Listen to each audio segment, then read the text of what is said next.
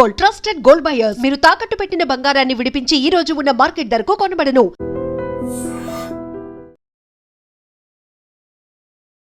నమస్తే, welcome to I dream talking point with Kavitha.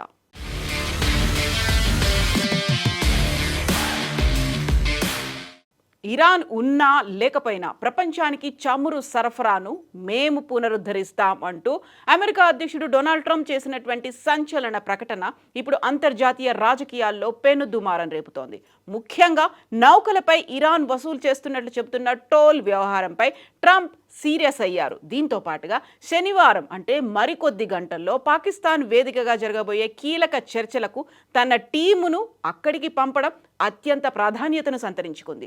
Hormuz జలసంధి గుండా సాగే చమురు రవాణాపై ఇరాన్ ఆంక్షలు విధిస్తే చూస్తూ ఊరుకోబమంటూ అమెరికా అధ్యక్షుడు డొనాల్డ్ ట్రంప్ తీవ్రమైనటువంటి ఆగ్రహం వ్యక్తం చేశారు. దీంతో పాటుగా టోళ్ల వసూళ్లపై కూడా మండిపడ్డారు డొనాల్డ్ ట్రంప్. హర్ముజ్ జలసంధి గుండా వెళ్లే నౌకలపై ఇరాన్ టోల్ వసూలు చేస్తోందన్న వార్తలపై ట్రంప్ తన ట్రూత్ సోషల్ వేదికగా విరుచుకుపడ్డారు. ఇరాన్ చాలా దారుణంగా ప్రవర్తిస్తోంది. జలసంధి గుండా చమురు వెళ్లకుండా అడ్డుకోవడం మేం చేసుకున్న ఒప్పందంలో లేదు. టోల్ వసూళ్లను వెంటనే నిలిపివేయాలి, లేదంటే భారీ మూల్యం చెల్లించుకోవాల్సి వస్తుంది అంటూ ట్రంప్ హెచ్చరించారు.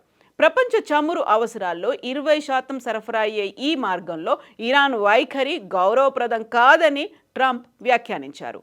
ఇక ఇప్పటిదాకా 10 నౌకలు మాత్రమే హర్ముజ్ జలసంధిని దాటాయి అనేటువంటి వార్తలు వస్తున్నాయి. కాల్పుల విరమణ ఒప్పందం కుదిరిన తర్వాత హర్ముజ్ జలసంధి నుండి నౌకల రాకపోకలు పెరగాల్సి ఉంటే క్షేత్రస్థాయిలో పరిస్థితి అందుకు భిన్నంగా ఉన్నట్టుగా డేటా చెప్తోంది. ఇప్పటి వరకు కేవలం 10 నౌకలు మాత్రమే ఈ మార్గాన్ని దాటగలిగాయి. ఇజ్రాయెల్ లెబనాన్ మధ్య దాడులు, ఇరాన్ నాయకత్వ కఠిన వైఖరి ఈ అనిశ్చితికి ప్రధాన కారణాలుగా మారాయి. కాల్పుల విరమణ ఒప్పందం నీరుగారుతోంది. ముఖ్యంగా ట్రంప్ మొదట్లో శాంతిపై ఆశాభావం వ్యక్తం చేసినప్పటికీ ఇరాన్ టోల్ వసూళ్లకు తెరలేపడంతో ఆయన స్వరం ఒక్కసారిగా మారిపోయింది. ట్రంప్ మాత్రమే కాదు, ఇరాన్ సుప్రీం నేత మొస్తఫా ఖమేనీ కూడా సంచలనమైనటువంటి ప్రకటన చేశారు. జలసంధి నిర్వహణను కొత్త దశకు తీసుకెళ్తామని, ఈ దశలో హర్ముజ్పై అనుసరించే విధానం వ్యూహాత్మకంగా మరింత కఠినంగా ఉంటుంది అంటూ మొస్తఫా వ్యాఖ్యలు చేశారు. ఈయన చేసినటువంటి ప్రకటన ఆ దేశ మీడియా ఛానల్ చదివింది, దాన్ని వినిపించింది. దీంతో ప్రపంచమంతా షాక్కి గురైంది. మరో దశకు అనడం వెనుక టోలు వసూలు చేయడం, రాకపోకలపై మరింత నియంత్రణ సాధిస్తారా, అంతకు మించి ఇంకేదైనా ఉంటుందా అనేటువంటి విశ్లేషణలు కూడా వినిపిస్తున్నాయి.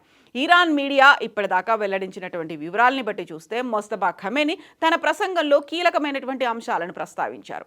ఇరాన్ యుద్ధాన్ని కోరుకోవడం లేదు, కానీ మా హక్కులను వదులుకోవడానికి సిద్ధంగా లేము. దాడుల్లో నా తండ్రి అయతుల్లా అలీ ఖమేనీ, ఇతర కీలక నేతలు, కుటుంబ సభ్యుల మరణానికి ప్రతీకారం తీర్చుకోవాలని మా సంకల్పం బలంగా ఉంది అని మొస్తఫా వ్యాఖ్యానించారు. దీంతో పాటుగా యుద్ధంలో జరిగిన నష్టాలకు గాను పరిహారం చెల్లించాలని కూడా ఇరాన్ డిమాండ్ చేస్తోంది.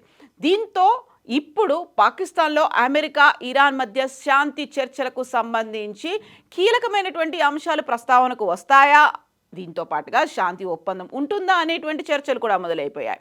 ఒకవైపు హెచ్చరికలు జారీ చేస్తూనే మరోవైపు దౌత్యపరమైనటువంటి మార్గాలు ఏమున్నాయి, వాటన్నిటిని కూడా ఎక్స్ప్లోర్ చేయాలని చూస్తోంది అమెరికా. వాటిని అన్వేషించే పనిలో పడింది. ఇస్లామాబాద్లో జరగనున్న ఇరాన్ కాల్పుల విరమణ చర్చల కోసం భారీ భద్రతా ఏర్పాట్లు కట్టుదిట్టం చేశారు. దీనికి పాకిస్తాన్ భద్రతా చర్యలను అంచనా వేయడానికి 30 మంది సభ్యుల అమెరికా అడ్వాన్స్ బృందం ఇప్పటికే ఇస్లామాబాద్కు చేరుకుంది. అమెరికా ప్రతినిధుల బృందానికి పూర్తి స్థాయిలో రక్షణ కల్పిస్తామని పాకిస్తాన్ హామీ ఇచ్చింది. సురక్షితమైనటువంటి వాతావరణం కల్పించడానికి కట్టుబడి ఉన్నామని పాకిస్తాన్ స్పష్టం చేసింది. అయితే అమెరికా తరఫున ఉపాధ్యక్షుడు జెడీ వాన్స్, స్టీవ్ విట్కావ్, జర్డ్ కుష్నర్, దీంతో పాటుగా 3 కీలక ప్రతినిధులు ఈ కాల్పుల విరమణ చర్చల్లో పాల్గొంటారు. అలాగే ఇరాన్ నుండి ఆ దేశ స్పీకర్ బాగెర్ గాలిబాఫ్, విదేశాంగ మంత్రి అబ్బాస్ అరాగ్జీ హాజరవబోతున్నారు. వీరిప్పటికే ఇస్లామాబాద్ చేరుకున్నట్టుగా వాల్ స్ట్రీట్ జర్నల్ తెలిపింది. శనివారం చర్చలు ప్రారంభం కానున్నాయి. ఈ చర్చల సన్నాహకాలపై పాకిస్తాన్ అంతర్గత వ్యవహారాల శాఖ మంత్రితో పాటుగా America charge d'affaires Natalie Baker భేటీ అయ్యారు. ఈ పరిణామాల మధ్య వైట్ హౌస్ మాజీ ప్రెస్ సెక్రటరీ ఆరీ ఫ్లెచర్ తీవ్రమైనటువంటి ఆందోళన వ్యక్తం చేశారు. భద్రతాపరమైనటువంటి హెచ్చరికలను జారీ చేశారు. పాకిస్తాన్కు వెళ్లే అమెరికన్ ప్రతినిధులు, ప్రత్యేకించి అమెరికా ఉపాధ్యక్షుడు జెడీ వాన్స్పై భద్రతపై ఆందోళనలు ఉన్నాయి అనే మాటని ఆయన చెప్తున్నారు. పాకిస్తాన్ ఆయుధాలతో నిండిన అత్యంత ప్రమాదకరమైనటువంటి దేశమని ఆయన అంటున్నారు. ఇక్కడ ప్రభుత్వానికి పూర్తి నియంత్రణ లేదని తేల్చి చెప్పారు. పాకిస్తాన్లో ఉన్నత స్థాయి పర్యటనలు ఎల్లప్పుడూ ప్రమాదకరంగానే ఉన్నాయి అనేటువంటి మాటను గుర్తు చేస్తున్నారు. ఇక పాకిస్తాన్ అస్థిరంగా ప్రమాదకరంగా ఉండడమే కాకుండా ప్రభుత్వం కూడా పూర్తి నియంత్రణలో లేకపోవడం ఈ భయాలకు ప్రధాన కారణమని ఆయన పునరుద్ఘాటిస్తున్నారు. గతంలో ఉన్నత స్థాయి పర్యటనలు అతి తక్కువ వ్యవధిలోనే ముగిశాయని, సుదీర్ఘకాలం పాటు తమ దేశ ప్రతినిధులు ఇస్లామాబాద్లో ఉండడం భద్రతాపరంగా ఆందోళనకరమేనని ఫ్లెచర్ అంటున్నారు.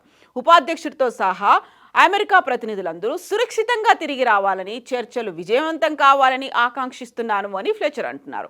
ఇక ఇస్లామాబాద్లో జరగనున్నటువంటి ఇరాన్ కాల్పుల విరమణ చర్చల కోసం భారీ భద్రతా ఏర్పాట్లు కట్టుదిట్టం చేశారు. పాకిస్తాన్ భద్రతా చర్యలను అంచనా వేయడానికి 30 మంది సభ్యుల బృందం అక్కడికి చేరుకుంది. ఇస్లామాబాద్లో అమెరికా ప్రతినిధులు బస చేసే హోటల్, చర్చల వెన్యూ, వారు రాకపోకలు సాగించే ప్రాంతాలన్నింటినీ కూడా రెడ్ జోన్గా ప్రకటించింది పాకిస్తాన్ ప్రభుత్వం. దీని పరిధిలో ఉన్నటువంటి ఒక హోటల్ను ప్రతినిధుల కోసం ప్రత్యేకంగా కేటాయించారు. ప్రభుత్వ ఆదేశాల మేరకు ఆ హోటల్ను పూర్తిగా ఖాళీ చేయించారు. హోటల్ ప్రాంగణంలో దాని చుట్టూ భద్రతను అత్యంత కట్టుదిట్టం చేశారు. రాజధానిలో ఈ బృందాలు బస సమయంలో రెడ్ జోన్ పూర్తిగా మూసివేస్తారు. అలాగే రాజధానిలోకి ప్రవేశించే కొన్ని మార్గాలను కూడా మూసివేస్తున్నట్లుగా పాకిస్తాన్ అనౌన్స్ చేసింది. ప్రతినిధుల ప్రయాణం, బస, సమావేశాల సందర్భంగా వారికి బ్లూ బుక్ ప్రకారం VVIP ప్రోటోకాల్ అమలు చేస్తారు.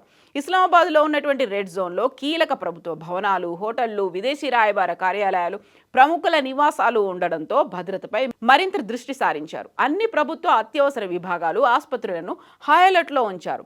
ఇక ప్రస్తుతం ఇరాన్, ఇజ్రాయెల్ మధ్య కుదిరినటువంటి సీజ్ ఫైర్ ఒప్పందం అత్యంత క్లిష్ట దశలో ఉంది అనేటువంటి అంచనాలు వస్తున్నాయి. ఈ సమయంలో పాకిస్తాన్ రక్షణ మంత్రి ఖవాజా ఆసిఫ్ సోషల్ మీడియా వేదికగా ఇజ్రాయెల్ని ఉద్దేశించి తీవ్ర వ్యాఖ్యలు చేశారు. ఇజ్రాయెల్ను మానవాళికి శాపంగా ఆయన అభివర్ణించారు. ఇజ్రాయెల్ దేశాన్ని స్థాపించిన వారు నరకంలో కాలిపోతారంటూ అత్యంత కఠినమైనటువంటి పదజాలాన్ని కూడా ఉపయోగించారు. లెబనాన్పై ఇజ్రాయెల్ దాడులను ప్రస్తావిస్తూ ఆయన ఈ వ్యాఖ్యలు చేశారు. ఒకవైపు ఇస్లామాబాద్లో శాంతి చర్చలకు పాకిస్తాన్ మధ్యవర్తిత్వం వహిస్తున్న తరుణంలో బాధ్యతాయుతమైనటువంటి పదవిలో ఉన్నటువంటి వ్యక్తి ఇలాంటి వ్యాఖ్యలు చేయడం చర్చనీయాంశమైంది. పాక్ మంత్రి వ్యాఖ్యలపై ఇజ్రాయెల్ ప్రభుత్వం అంతే తీవ్రంగా స్పందించింది. పాకిస్తాన్ మంత్రి వాడిన భాష దౌత్య నిబంధనలకు విరుద్ధంగా ఉందని ఇజ్రాయెల్ మండిపడింది. ఇలాంటి విద్వేషపూరిత వ్యాఖ్యలను ఏమాత్రం సహించబోమని, ఇది శాంతి ప్రయత్నాలను దెబ్బతీస్తుందంటూ ఇజ్రాయెల్ పేర్కొంది. తమ దేశ వినాశనాన్ని కోరుకునే ఉగ్రవాదులు శక్తుల నుంచి తమను తాము రక్షించుకునే హక్కు ఇజ్రాయెల్కు ఉందని స్పష్టం చేసింది. ఒక దేశ రక్షణ మంత్రి హోదాలో ఉండి ఇలాంటి విద్వేషపూరిత వ్యాఖ్యలు చేయడం బాధ్యతారాహిత్యమని ఇజ్రాయెల్ మండిపడింది. ప్రాంతీయంగా శాంతిని నెలకొల్పేందుకు అంతర్జాతీయ సమాజం ప్రయత్నిస్తుంటే పాకిస్తాన్ ఇలాంటి వ్యాఖ్యలతో ఉద్రిక్తతలను పెంచుతోందంటూ ఇజ్రాయెల్ ఆరోపించింది. మరికొద్ది గంటల్లోనే ఇస్లామాబాద్ టాక్స్ పాకిస్తాన్లోని ఇస్లామాబాద్ వేదికగా జరగబోతున్నటువంటి ఈ తరుణంలో ఒకవైపు అమెరికా ఆందోళనలు, ఇజ్రాయెల్ ఆరోపణలతో పాటుగా ఒక భయాలు ఇవన్నీ నెలకొన్న తరుణం. నెక్స్ట్ ఏం జరగబోతుంది? శాంతి చర్చలు సఫలం అవుతాయా? హర్ముజ్ జలసంధి మీద ఎవరు పట్టు సాధిస్తారు? అమెరికా ఏం చేయబోతోంది? ఇజ్రాయెల్ స్టాండ్ ఏంటి? ఇరాన్ నెక్స్ట్ స్టెప్ ఏంటి? బోల్డెన్ని క్వశ్చన్స్ అయితే కనిపిస్తున్నాయి, ప్రజల్లోకి అనుమాన రూపాలలో ఉన్నాయి. మీరేమనుకుంటున్నారో కామెంట్స్ రూపంలో తెలియజేయండి.